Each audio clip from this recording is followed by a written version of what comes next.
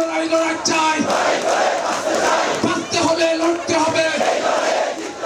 গত কয়েকদিন ধরে টান টান উত্তেজনা আর নাটকীয়তা। ইশরাক হোসেনের শপথ নিয়ে একদিকে রাজপথে আন্দোলন, অন্যদিকে উচ্চ আদালতে আইনি লড়াই। কি হচ্ছে, কি আদেশ দেবেন উচ্চ আদালত, এ নিয়ে শুরু হয় নানা জল্পনা কল্পনা। ইশরাকের মেয়র ইস্যুতে দিনকে দিন পরিস্থিতি জটিল আকার ধারণ করতে থাকে। বৃহস্পতিবারের আদেশকে ঘিরে হাইকোর্ট এলাকায় গড়ে তোলা হয় নিরাপত্তা বলয়। অবশেষে ইশরাকের পক্ষে আসে রায়। শপথ স্থগিত চেয়ে করা রিট খারিজ করে দেন উচ্চ আদালত। আদেশে আদালত বলেছেন, শপথের বিরুদ্ধে রিট করার এখতিয়ার নেই রিটকারীর। ইশরাকের আইনজীবীরা বলছেন, এ রায়ের পর ২৬শে মের মধ্যে শপথ না পড়ালে আদালত অবমাননার দায়ে অভিযুক্ত হবেন সংশ্লিষ্ট মন্ত্রণালয়। শাইনি চুলে এখন হবে সব হেয়ারস্টাইল। সিল্কোর দ্বিগুণ শাইনি চুল প্রতিদিন। ইশরাকের শপথ নেওয়ার আর কোনো বাধা রইল না।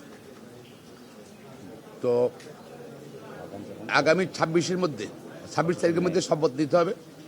শপথ যদি না দেওয়া হয়, যেহেতু ট্রাইব্যুনাল একটি আদালত, হাই কোর্ট অফ দ্য কান্ট্রিতে চেষ্টা করছিল একটা মহল শপথকে বন্ধ করার জন্য, সেটা ব্যর্থ হয়েছে।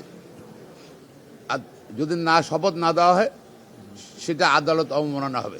আজকে এটা প্রমাণিত হয়েছে যে আইনি প্রক্রিয়ায় ইশরাক সাহেবকে মেয়র হিসাবে শপথ নিতে এই সংশ্লিষ্ট মন্ত্রণালয়ের আর কোনো বাধা থাকলো না।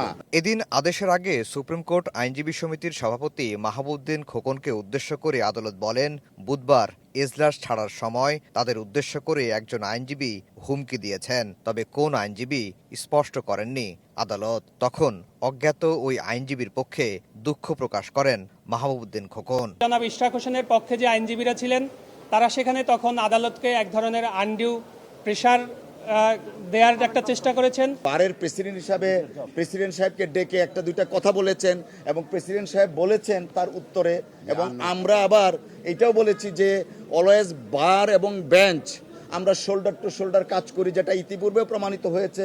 অতএব এই বিষয়টা এখানে না আনাটাই শ্রেয়। রিটকারীর আইনজীবী জানান, শপথ ঠেকাতে তারা এবার সর্বোচ্চ আদালতে যাবেন। উচ্চতর আদালতে যাব, মহামান্য আপিল বিভাগে আমরা আপিল ফাইল করব এবং আপিল ফাইল করা অবস্থায় যেহেতু এই বিষয়টি সাবজুডিস ম্যাটার থাকবে, এখানে স্থানীয় সরকার মন্ত্রণালয়ের শপথ পড়ানোর আইনগত কোনো সুযোগ থাকলো না। ইসির গেজেট অনুযায়ী আগামী সোমবার শেষ হবে ইশরাককে শপথ পড়ানোর সময়সীমা।